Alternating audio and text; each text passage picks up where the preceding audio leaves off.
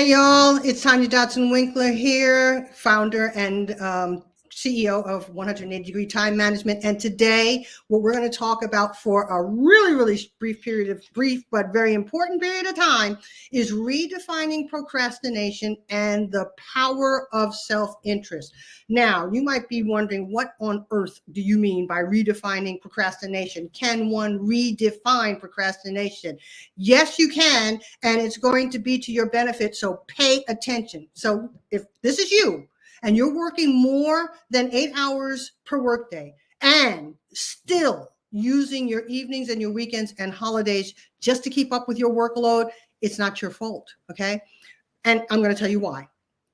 Our traditional systems of higher education, of which I myself am a product of, Princeton University, New York University grad school, it trained us, even back in high school, really, trained us not to procrastinate, to say yes to doing what others want you to do, your boss, your teachers, your university requirements, et cetera, et cetera.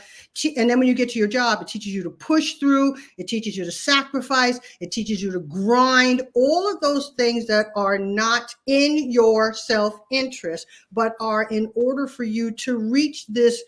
It's not an arbitrary goal, but it is a goal that in our minds is going to get us further down the line to what we want. But here's the thing. If we are sacrificing our self-interest, having time with your family, spending time, cooking and making delicious meals, depending on takeout, not exercising, getting more and more out of shape. If that's what you're giving up, then we've got to turn this back around. And here's what happens when you eventually get the degree and land that job and get that promotion. When you're in your work life later on in life and you're looking for answers to help you reduce the enormous amount of stress and anxiety and the amount of hours that you are now working, where you had set it up to be working 9 to 5, latest 9 to 6, pick up the kids, get home, make a nice meal, have some time with your family in the evening. And not only are you under all of this stress and anxiety, you're and working more than those hours a day, you're also using your evenings and weekends and holidays, like I talked about on Monday, just to keep up. Now, here's the thing. Your traditional time management experts all talk about managing your time as if you could. And they tell you to do things like eat that frog, right? Get your hardest task done first thing in the morning. Like that's what you really want to wake up and do, right? Or batch your items into smaller projects, or, break things up. Or, there's all kinds of different tips. You've heard me talk about the tips. You all know the top 10 tips of what you need to do. And if you want to comment on that while I am talking right now, or if you are catching the replay, I will gladly come back in once we're done and really engage with you about these different top 10 tips that all of these traditional time management experts are telling you are the problem. But here's the thing. What they all miss is that all of our habits, all of them, procrastination included, or procrastination in particular, are emotionally based habits and behavior. And you might notice that there's something behind me right now that's different to what's normally there. And I'm going to come back and talk about that in a minute. That's the emotional scale. But this is where you want to be looking, right? Because see, none of those experts talk about your emotionally based habits being at the real root of your time management and productivity nightmares. They just keep giving you the things that you ought to be doing that, unfortunately, or maybe fortunately now, once you learn this bit of information, is keeping you from being able to solve your time management and productivity nightmares, because you're starting in the wrong place. You're starting at the end instead of starting at the root. But see, what we do at 180 Degree Time Management is we start with your emotions and your beliefs. And what I'm going to do right now is dive in and reveal the connection between emotions, beliefs, and the root of your time management nightmare. So get something to write with, because this is going to go quick. All right. So here's how your normal day looks. You power through and you plow through your day trying to get it all done. Right. And you're doing all of that without the knowledge of that emotional disconnect. So it's like this, trying to get through your workday, trying to power through, trying to get all of these items done and tasks finished is like saying, right, I'm going to vacuum the entire house, all of it right now. I'm going to get into all the nooks and crannies. I'm going to do every single room. I'm going to vacuum the whole house. But I'm not going to plug the vacuum cleaner in.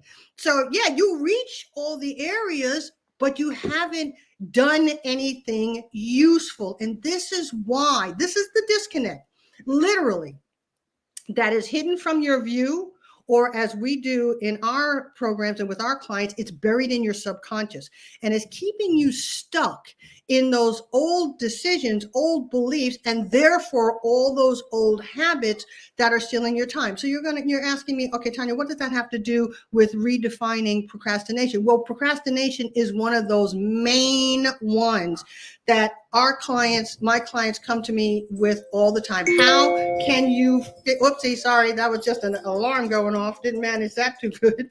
How do we reframe that? So here's what I'm going to do. This disconnect is what's keeping you stuck in your old habits and decisions. So what we do is we start there.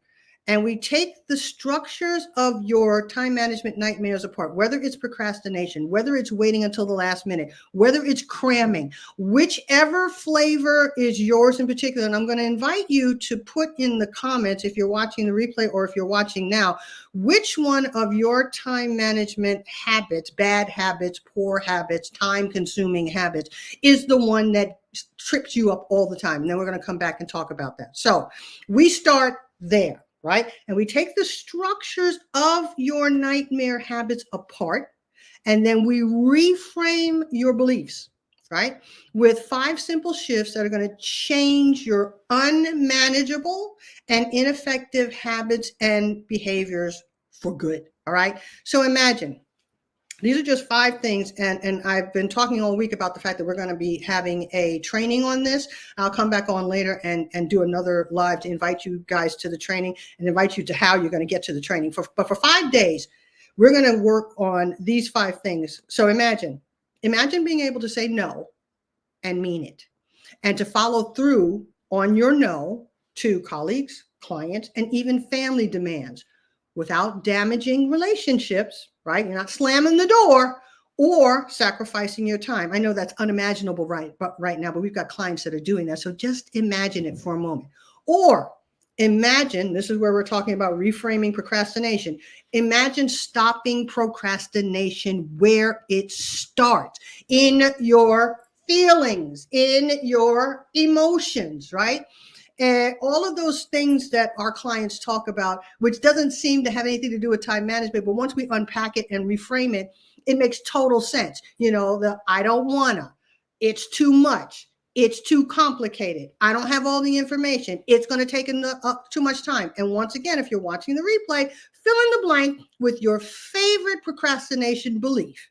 And instead of being, caught or strangled by that belief, what if you were able to start lining up with the emotions, I'm trying to do this right, the emotions that are underneath that belief, and then being able to, get to the thoughts of underneath what you've been putting off for a while. And I'm just going to give you one quick side note.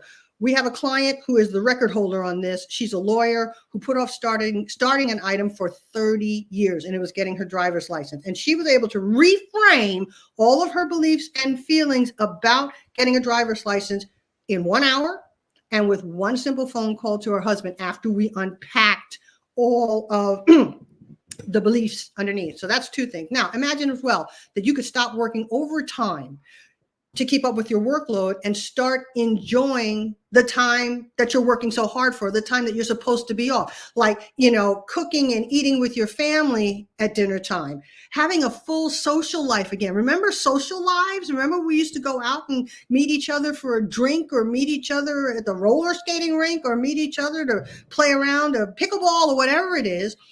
Or picking up long lost hobbies that you had, or indeed enjoying some new ones, getting in some exercise. And I mean getting in some exercise, doing things that you love to do, and not that same boring 20-minute whatever workout you've got plugged into your phone that you hate doing, that is not inspiring to you at all. Remember, feelings, okay? If you aren't feeling it, you're not going to do it, right? So, so you could be doing things like hiking, you could be doing things like swimming, you could, or just, really to just have time to relish your loved ones, your kids.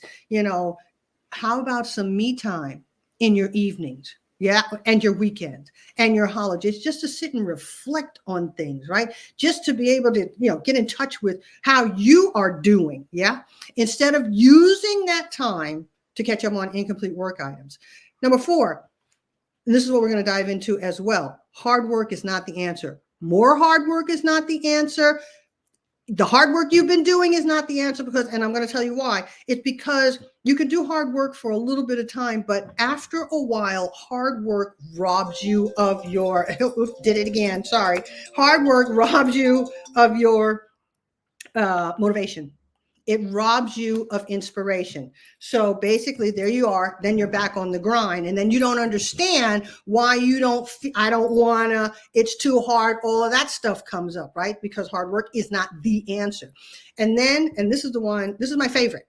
The art of being lazy and effective. Ooh, not possible, right? And look. Before I dove into this work, I would have said the same thing. You cannot be both. You cannot be both lazy and effective, but you can, because again, you're dealing with starting with your feelings about what is lazy and what is not. So I told you I was going to come back and talk about the 5 days that we're going to be doing starting Tuesday. Now, this is very specific. This is a very, an exclusive 5-day workshop training that I'm going to be doing live for our clients, our Facebook group members in Productivity Breakthrough, and people that are on our email list. So this is not going to be available if you're just watching this live, but what you're going to be able to do is, there's going to be another live that I'm going to come on and tell you about exactly how you can get into the group.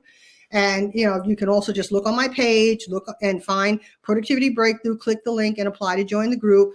There's another way you can get on our email list. I'm going to tell you about that in another mail. And then you'll be able to meet with us on Tuesday through Saturday for 1 hour each. And we're going to use those 5 days to do what I just talked about. Reveal, reframe, and reset your most difficult time management habits from the emotional structures that they are based on, right? And all the chronic beliefs that keep you doing them over and over again, even though they don't work for you. They're eating up all your time and they're robbing you of enjoying the life that you're working so hard for. So 4 simple structures, 5 quick shifts in your subconscious thoughts, and subtle changes in your chronic habits can make your dream of reduced working hours and increased freedom your reality. And it has indeed done so for the over 1,000 CEOs, C-suite executives that we've worked with over the past 14 years. Okay. So I'm going to end with a really quick story. I heard this on another podcast, so this is not my story, but it's like this woman was talking about her sister who has a kid, and it's her niece, and her kid told her mom in the morning, "I just don't have any ready to start." And her mom was clued in enough to get that that's a real, genuine, valid feeling. So she didn't, be like what we do to ourselves, which is, yeah, we got to do it anyway. So just get it going and pull yourself together and make it happen. What do you do when you wake up in the morning and you just don't have any ready to start? Well, we're going to dive into what this mom did and what you can do and what we do to make that to reveal, reframe, and reset that so that you don't try and vacuum the house without the vacuum cleaner plugged in because you just don't have any ready to start and you're trying to do it anyway. All right, guys, that was my 15 today. And, if you're checking out the replay, then let me know what your comments are, your questions are, and I'll be back later on to tell you how to, specifically how to join our 5-day masterclass that's starting on Tuesday, running through Saturday. Going to be 1 hour per day, starting at 12 noon Eastern Standard Time. That's 9 a.m. Pacific Time and 7 a.m. In the UK. Check it out.